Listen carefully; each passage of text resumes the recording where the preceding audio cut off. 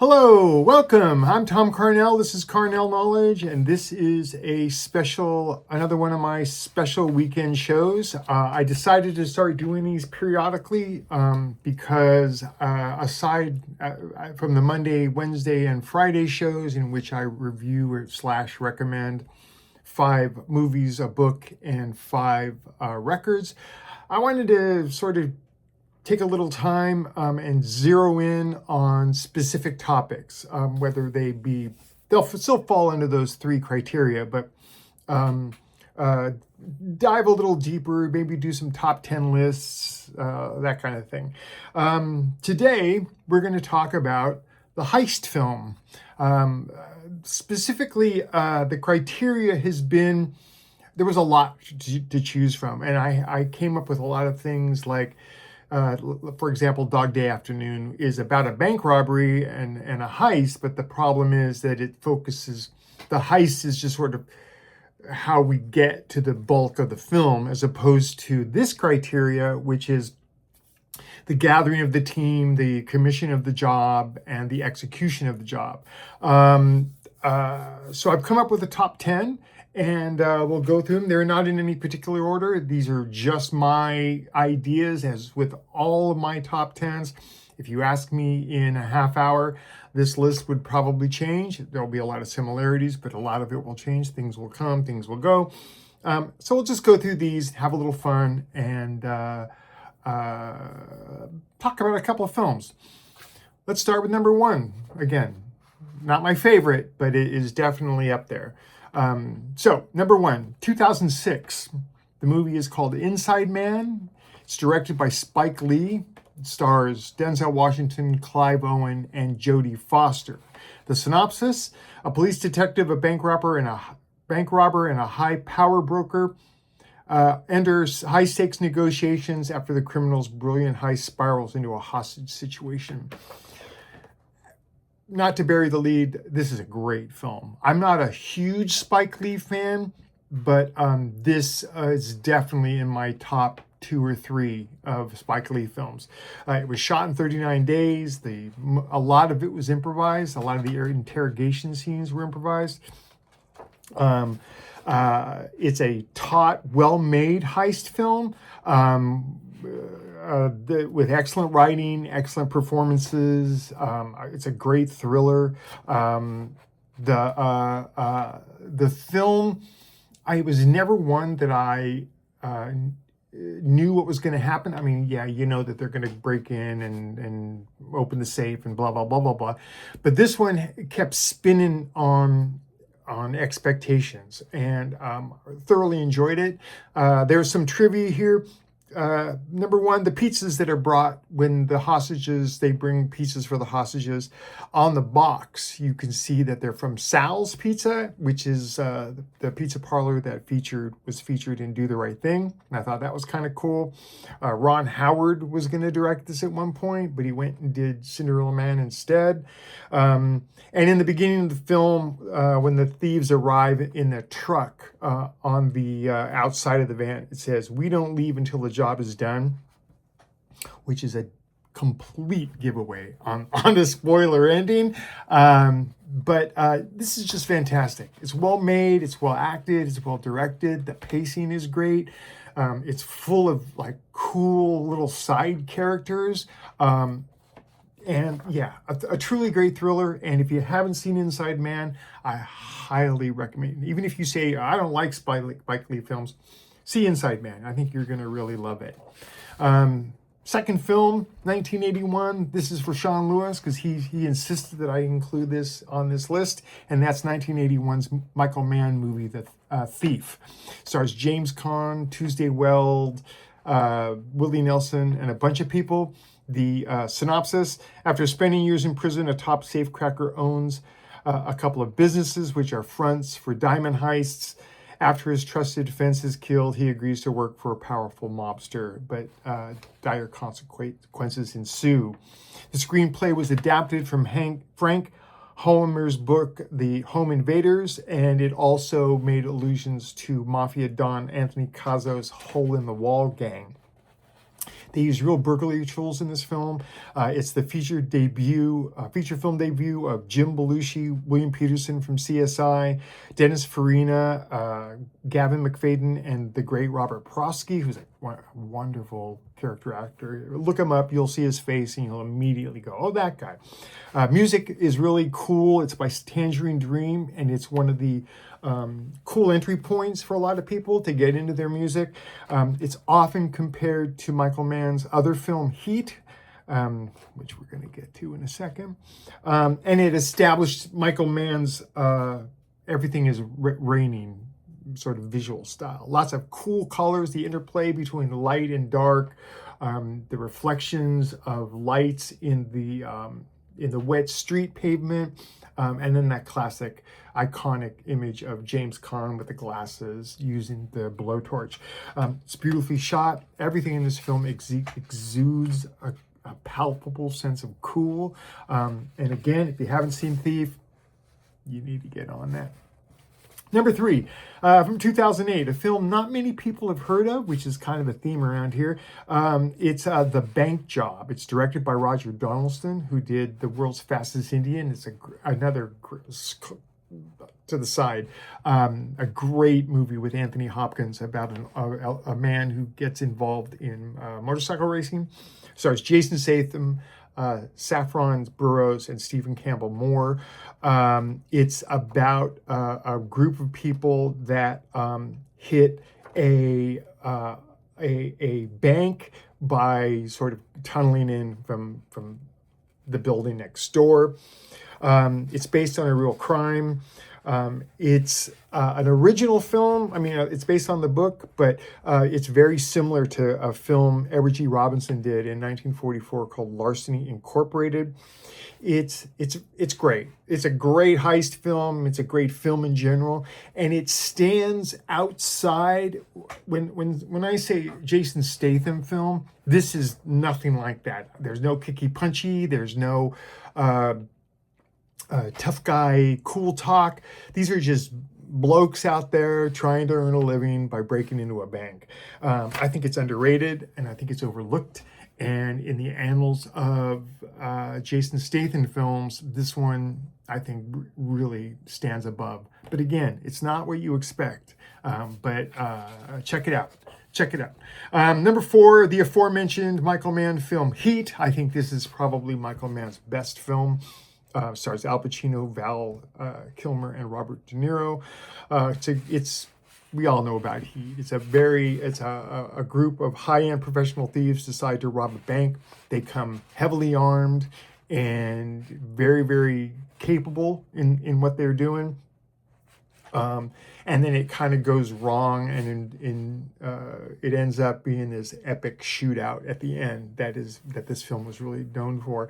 I learned in my research that the U.S. military uses footage of Val Kilmer reloading his rifle to show their troops how to do it. Val Kilmer had a background in arms and was sort of on his own, went and was part of training the rest of the actors on how to carry themselves, how to carry the weapons, how to reload, how to just handle high-powered, high-velocity rifles.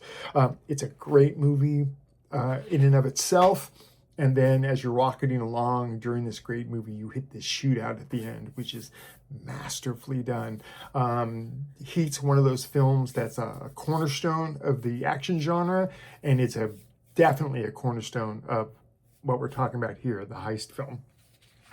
Number 5, 2017, Baby Driver, directed by Edgar Wright, stars Ansel Elgort, John Bernthal, John Hamm, Jamie Foxx, Kevin Spacey.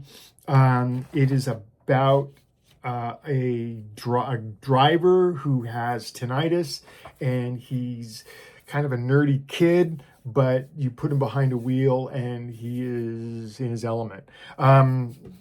The director of photography, Bill Pope, the great Bill Pope, called the film a modern musical, stating, quote, that there's no singing or dancing in the street, but the world acts to music.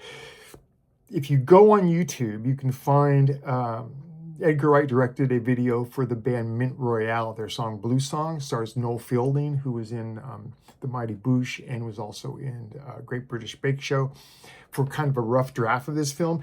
Everything operates off of music. The gun firing is timed to be with the music. Car door slams are timed to be with the music. It's like a souped up music video meets a heist film.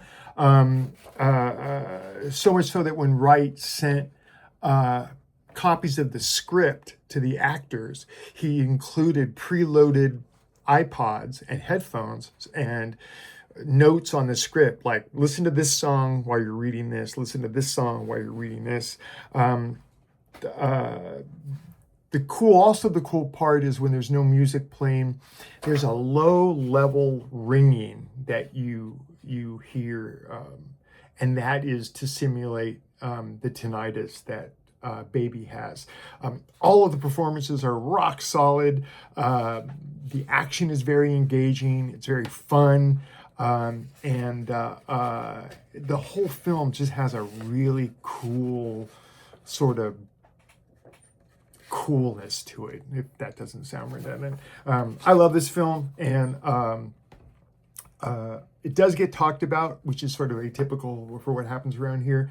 But yeah, just some great stuff all the way around. And I wish Edgar Wright would get back to making films like this, like Shaun of the Dead, like Hot Fuzz, all of the films like that. I don't know if you saw Running Man, but boy. Number 6, a film rarely gets talked about. It's called Du Rififi chez les Hommes, aka Rififi. It's from 1955. It was part of the French New Wave, directed by Jules Dassin, who did the great, if you remember, Never on a Sunday. Not the song. The song was cool too, but he directed the film. It stars Jean Servet, who was in The Longest Day, Carl Moner, and Robert Manuel, who was in Razor's Edge, the Bill Murray version. It's about 4 men who plan a technically perfect crime, but the human element intervenes. The heist in this is often imitated. It's so much so that the Mexican authorities pulled the film from release after several copycat crimes started to happen. The director, I read, took the job because he had been blacklisted during the House on Un-American Activities hubbub in the 50s and 60s. It is often described as a variation of John Huston's The Asphalt Jungle. This is just a cool flick. Much like films like one we're going to talk about in a minute, but also a lot of the Jean-Pierre Melville films and Le Samurai that we talked about on a previous episode of the regular Monday, Wednesday, Friday show. It's a very cool film. It's very hip and kind of smooth. So if you haven't seen Rififi, I recommend it. Number 7, 1998, John Frankenheimer directed a film called Ronin, starring Robert De Niro, Jean Reno, and Natasha McElhone. I'm going to screw that name up. It's a wonderfully written and executed heist film. It's all about a case. They're trying to steal a case. This film, I like to say, has a casual disregard for innocent bystanders. Cars are whipping through the streets. Little cars are whipping through the streets of this seaside town.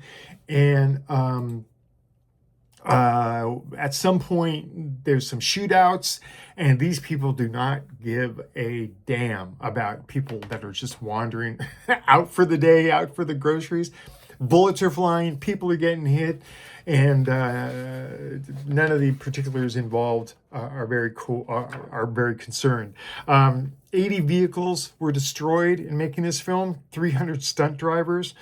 The contents of the case that they're after are never disclosed. Think the briefcase in Pulp Fiction, how they talk about it. It's called a MacGuffin. It's the thing that drives the film, but what the thing is sort of inconsequential. Some of the things I learned about it were that Joanne Jeremy was almost in this for a minute. And they mention a man in a wheelchair that is a reference to Robert Ludlum's The Bourne Identity. There's just some cool dialogue. There's some cool moments. Robert De Niro is a badass without being kind of a badass. He's just super smart. A lot of allusions are made to other things that are never explained. They just sort of left there. There's some great turnarounds. Specifically, there are two that have to do with a cup of coffee that are very, very cool, very, very surprising. And really, this is a really smart film. I actually saw John Frankenheimer speak, and this film came up, and he was talking about the logistics of making it, and again, all these driving scenes and all that kind of stuff. Great stuff. Great stuff. Ronin is easily in my top 25 of all time. Just great. Let's see. We're coming down to number 8. And this one should be no surprise. It's a 2010 film directed by Ben Affleck called The Town. Stars Ben Affleck, Rebecca Hall, John Hamm, and Jeremy Renner. Has to do with a group of thieves and they're going to rob a bank. They come dressed as nuns with masks on. They hold the manager hostage. Things get complicated when one of the crew members falls in love with someone that's outside of it. Originally, the film was 4 hours long that Affleck kept having to cut back and cut back and cut back. He cites The Departed, Mystic River, and The Friends of Eddie Coyle as influences. It's a great example of ensemble acting. It's dark, it's gloomy, it's violent, but man, is it good. I was hesitant to see it back when it first came out, but once I did, I was a fan. It's a great action film. All the performances are good. John Hamm is really good in it. Jeremy Renner kills it in this movie. And yeah, just getting the Boston accents is kind of fun. So yeah, let's go to number 9. We're almost done here. We're winding down. This is the other French New Wave film I was mentioning. It's called Le Cercle Rouge. It's directed by Jean-Pierre Melville. Stars Alain Delon, Bourvil, and Jean-Marie Volonté. And the synopsis is as follows. After leaving prison, master thief Corey crosses paths with a notorious escapee and alcoholic former policeman. This trio proceed to plot an elaborate heist. Le Cercle Rouge is one of the best in this genre. It stands right up there with the aforementioned Rafifi. It stands up there with Le Samurai, a lot of the other Melville films, Bob Le Flambeur, and that kind of a thing. It's considered the mother of all French thrillers. And much like Rafifi, during the heist itself, there's no shenanigans. There's no music playing. There's no dialogue. Everything happens in silence, other than the ambient sounds of moving things around. And it really adds to the tension of the whole affair. And Alain Delon is just so cool in this movie. It's just really, really good. So that's number 9. Let's go to number 10. I decided to add in number 10 something a little different. I could have gone, the certain things came up in mind. I mentioned Dog Day Afternoon, a couple of others. But I decided to go with 1969's The Italian Job. This is the original, directed by Peter Collinson, who did a great version of And Then There Were None, called 10 Little Indians with Oliver Reed. Stars Michael Caine, Noel Howard, Benny Hill, yes, that Benny Hill. And it's kind of a comic caper about a plan to steal a gold shipment from the streets of Turin by creating a traffic jam. It didn't particularly perform well in the US due to misleading advertising. They were advertising more as sort of like the rest of these films. But instead, it's kind of a comedy, but not an outright comedy. It has comedic moments. Quincy Jones did the score, and that's kind of cool. It's a much-loved British comedy and heist film, but this is Michael Caine's film from stem to stern. Michael Caine is very cool in it. He's very capable, and yeah, kind of made his career in a lot of ways. It also made Mini Coopers really cool. There's a great chase scene of Mini Coopers driving like down flights of stairs in the city that is pretty cool, pretty neat. I keep saying cool, and cool kind of describes a lot of these films. They're meticulous and they're elaborate, but throughout it there's this sort of veneer of coolness that is really great. And The Italian Job is also sort of your quintessential 60s film. It was remade rather poorly, I thought, but the original is the way to go. So there's 10. I hope that gave you some ideas on what to watch. You can find most of this stuff on streaming and online. And I wish they would make more of these kind of films. They try every now and again, and I don't know that the audience is ready for it, but I'm sure. You know, I almost wanted to include things like Now You See Me, but yeah, I didn't. That's going to do it. Quick show for the weekend. I hope you stuck with me this far. I'll be back on Monday with my standard routine of, again, reviewing, recommending 5 movies, a book, and 5 records. I hope your weekend is good. Please do me a favor and like and share and hit the bell and smash that like button, as they say. And if you would share this to your own social media, I would really appreciate it. I'm trying to grow the channel, and I'm trying to get people interested in films and books and music that are off the beaten track, that aren't being pushed by every other chucklehead that's on the internet. I need you to do that. So if you would do that, please do me a favor in the comments below. Give me your top 10 or top 5 or whatever, or your favorite heist movie. I'm always looking for films that I didn't consider, and I'm already thinking of ones that I should have probably included. So yeah, that would really help me out. I'd appreciate it, and I'm sure everyone else would appreciate it as well. So until then, I hope your weekend is great. I hope you're doing well, and we'll see you on Monday.